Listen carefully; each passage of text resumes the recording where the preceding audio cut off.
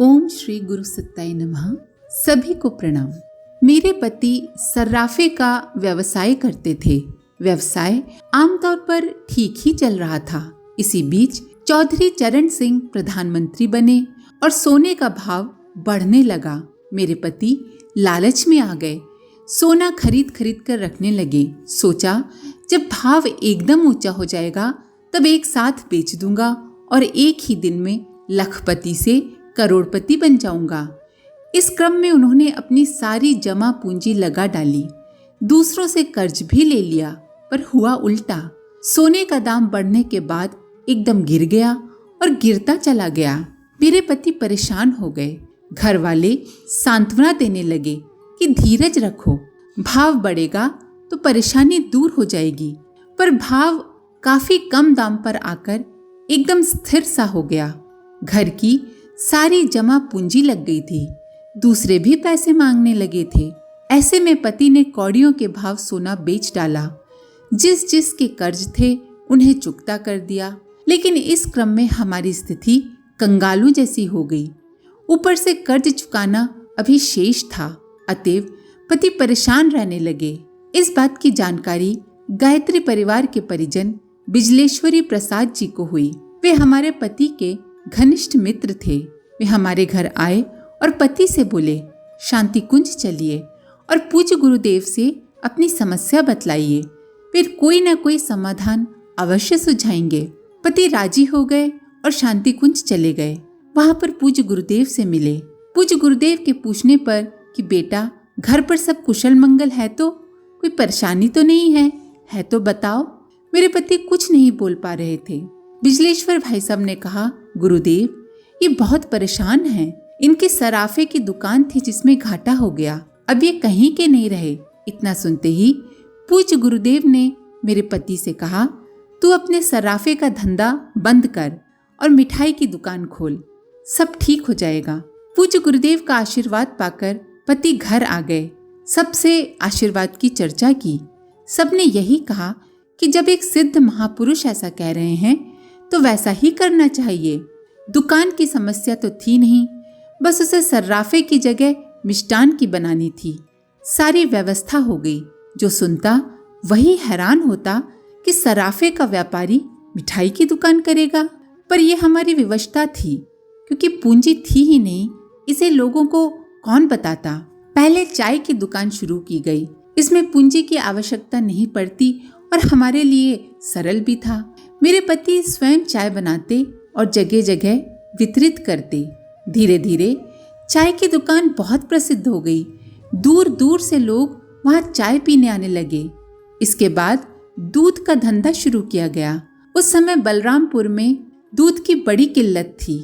आसानी से दूध नहीं मिलता था। दूध का व्यवसाय भी खूब चला। इसके बाद मेरे पिताजी ने पति को मिठाई का काम शुरू करने की सलाह दी।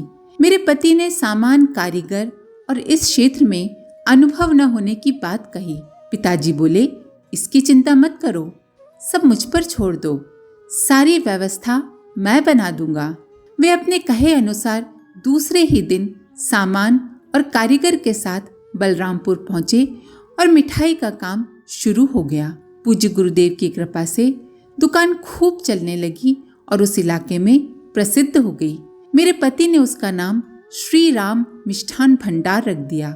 जहां स्वयं श्री राम मौजूद हो वहां किसकी बिसात की दुकान न चले। इस प्रकार हमारे घर पर आया आर्थिक संकट टल गया। तत्पश्चात जब भी जहां भी मौका मिलता वहां समय, श्रम और धन दान का अवसर हाथ से चूकने नहीं देती हूँ। पूज्य गुरुदेव के तो हम ऋणी हैं। उनका कर्ज तो जन्म जन्मांतरों तक नहीं उतार सकते। प्रस्तुति राम दुलारी गुप्ता, चौक बाजार, बलरामपुर, उत्तर प्रदेश। मेरा घर नरखेड़ा पांडुन नागपुर में है, जो मध्य प्रदेश और महाराष्ट्र बॉर्डर पर स्थित है। सन 1968 की बात है। उन दिनों घर पर गीता प्रेस गोरखपुर से कल्याण पत्रिका आती थी, जिसे मैं खाली समय में पढ़ती रहती थी। उन्हीं दिनों मेरे यहाँ कपड़े धोने के लिए एक धोबन भी आती थी। उसने मेरी स्वाध्याय प्रियता को देखा था। अतएव एक दिन मुझसे कहने लगी, काकी हमारे घर पर भी एक पत्रिका आती है, आपको अच्छी लगेगी, आप कहें तो लेती आऊं। मेरे हामी भरने पर दूसरे दिन वो पत्रिका लेकर आ गई। पत्रिका के मुख पृष्ठ पर अखंड ज्योति लिखा था। पत्रिका ने मानो मेरे अंदर की ज्योति जला दी। पहली बार मैंने व्यवहारिक अध्यात्मवाद, वैज्ञानिक अध्यात्मवाद आदि शब्दों को सुना और इनके तथ्यों से अवगत हुई। मैंने अखंड ज्योति पत्रिका के साथ चंदा जमा कर दिया। इस प्रकार वो हर महीने अब मेरे यहाँ आने लगी। स्वाध्याय का क्रम बना तो पत्राचार का सिलसिला भी शुरू हुआ। पूज्य गुरुदेव से मन में उठने वाली विभिन्न समस्याओं का समाधान भी होने लगा। गुरुदेव के पत्र मेरे लिए मार्गदर्शक का काम करने लगे। शीघ्र ही गुरुदेव से गहन आत्मीय संबंध स्थापित हो गया। सन 1969 की बात है। पूज्य गुरुदेव का एक पत्र मेरे पास आया कि मैं नागपुर जा रहा हूँ, यदि संभव हो तो मिलने आ जाना। चूंकि ट्रेन मेरे गांव नरखेड़ा से होकर गुजरती थी, इसलिए गुरुदेव से मिलना आसान था। उस समय ट्रेन में साधारण डब्बे ही होते थे। पूज्य गुरुदेव ने अपने डिब्बे की पहचान के संबंध में लिखा था कि उसके बाहर फूलों की मालाएं टंगी होंगी। पत्र पाकर मैं बहुत खुश हुई। जब वो तारीख आई तो सही समय पर मैं स्टेशन पहुंच गई। डिब्बा ढूंढ लिया, पर गुरुदेव को पहचानने की समस्या थी। उन्हें कभी देखा जो न था। इसी उहापोह में मैं डिब्बे में घुसी और इधर उधर देखने लगी। तभी मेरे कानों में एक आवाज टकराई, सावित्री, तुम आ गई बेटी। मैंने आवाज की और नजरें उठाई तो सामने एक दुबला पतला शरीर, तेजोदीप्त मुखमंडल, चेहरे पर दाढ़ी मूछों का अभाव वाले महापुरुष साधारण धोती कुर्ते वाले लिबास में दिखाई पड़े। मैं तनिक असमंजस में पड़ गई। मेरे मन में तो गुरुदेव की दूसरी ही छवि बसी थी।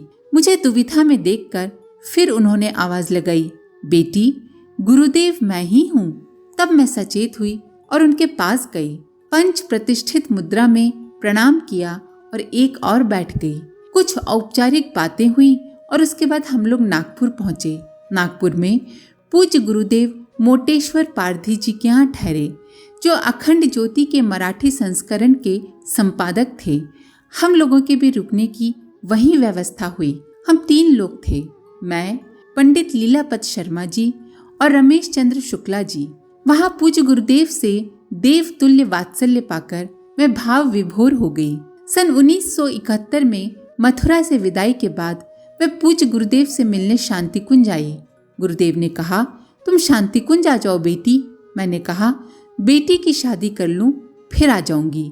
इस तरह बेटी के विवाह के पश्चात अप्रैल 1974 में मैं सदा के लिए शांति कुंज आ गई। वहां पूज्य गुरुदेव, वंदनीय माता जी का इतना अगाध स्नेह मिला कि मैं 8 वर्षों तक घर नहीं गई।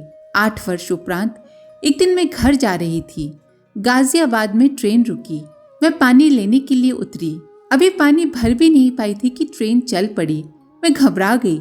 लगा कि अब ट्रेन में नहीं चढ़ पाऊंगी। तभी 2 लड़के आ गए। दोनों ने एक एक हाथ पकड़ा और मुझे तेजी से मेरे डिब्बे की ओर ले जाने लगे। डिब्बा आया तो गेट का हत्था पकड़कर मैं चढ़ने लगी, किंतु हत्था अभी मैं पकड़ भी नहीं पाई थी कि दोनों हाथ छूट गए। मुझे लगा अब मौत निश्चित है। तभी उन दोनों लड़कों ने मुझे सहारा देकर डिब्बे के अंदर धकेल दिया। मैं अंदर पहुंच गई, पर बहुत घबराई हुई थी। सांस फूल रही थी। कुछ देर बाद सामान्य हुई। मुझे उन लड़कों का ध्यान आया कि उन्हें धन्यवाद दे दूं, पर डिब्बे में बहुत खोजने के बाद भी वे वहां नहीं मिले। मैं सकुशल घर पहुंच गई। लौटकर जब शांति कुंज वापस आई तो वंदनीय माताजी से मिलने गई। वे कहने लगी, तुम लोग आचार्य जी को बहुत परेशान करते हो। यात्रा करते समय ध्यान रखा करो और सावधानी बरता करो। तब मुझे पता चला कि वे 2 लड़के और कोई नहीं, पूज्य गुरुदेव ही थे। ये जानकर मेरे शरीर में रोमांच हुआया और आंखों में आंसू।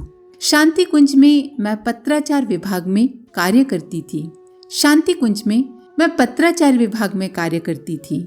बाहर से परिजनों के जो पत्र आते थे उसे पहले माताजी स्वयं खोलकर पढ़ती थी, बाद में उत्तर लिखने के लिए हम लोगों को दे देती थी। एक दिन एक लड़के का पत्र आया कि उसके मित्र को कैंसर है। उसने गुरुदेव को संबोधित कर लिखा कि आप आशीर्वाद दे देंगे तो मेरा दोस्त ठीक हो जाएगा। चिकित्सकों ने तो अपने हाथ खड़े कर लिए हैं और उसे 2-3 महीने का मेहमान बताया है। इधर उसने पत्र डाला और उधर रात्रि में दोनों को स्वप्न हुआ। जिस लड़के ने पत्र लिखा था उसे पूज्य गुरुदेव ने स्वप्न में कहा, मैंने तेरे मित्र का ऑपरेशन कर दिया है। और जिस लड़के को कैंसर था उसने स्वप्न में देखा कि पूज्य गुरुदेव उसका ऑपरेशन कर रहे हैं। दूसरे दिन प्रातः जब दोनों मिले तो अपने अपने सपनों की चर्चा की। दोनों को विश्वास हो गया कि बीमारी अब ठीक हो जाएगी। 1 सप्ताह बाद वे जांच के लिए चिकित्सक के पास पहुंचे तो वो आश्चर्यचकित हो उठा। चिकित्सक ने कहा, तुम्हारे 70% घाव तो सूख चुके हैं, कौन सी दवा खाई है? लड़के ने कहा, मैंने कोई दवा नहीं खाई, ये सब मेरे गुरु के आशीर्वाद से हुआ है। डॉक्टर बोले, तुम्हारे गुरु बड़े सामर्थ्यवान हैं, वे कहाँ रहते हैं? मैं भी उनसे मिलना चाहता हूँ। लड़के ने नाम और पता बता दिया। बाद में वो डॉक्टर भी पूज्य गुरुदेव से मिलने आए और सदा सदा के लिए उन्हीं के होकर रह गए। प्रस्तुति सावित्री देवी, शांति कुंज, हरिद्वार। आज के लिए इतना ही। अपने विचार कमेंट बॉक्स में जरूर लिखें। आप सभी का धन्यवाद। ओम शांति। हमारे YouTube चैनल को सब्सक्राइब करें और बेल आइकन को दबाकर ऑल पर क्लिक करें ताकि आने वाले सभी वीडियोस की नोटिफिकेशन आपको मिलती रहे।